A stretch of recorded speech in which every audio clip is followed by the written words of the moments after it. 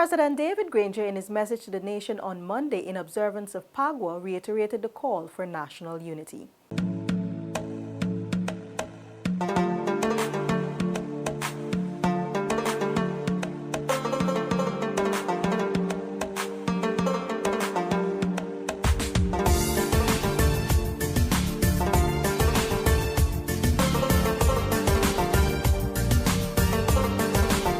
The head of state reminded that the Festival of Holi promotes togetherness and breaks down the barriers of suspicion and insecurity. He noted that it is a path towards social cohesion and enriches the country's multicultural nature.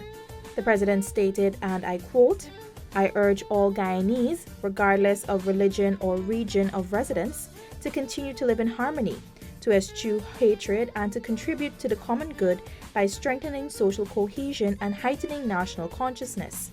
The celebration of Holi is a joyous occasion, and for Guyanese, it is even more auspicious this year because we are commemorating the nation's 50th Republic anniversary." End of quote. The president extended greetings to the nation and expressed optimism that the festival encourages stronger bonds of cohesion in Guyana. For InfoHub, Anara Khan.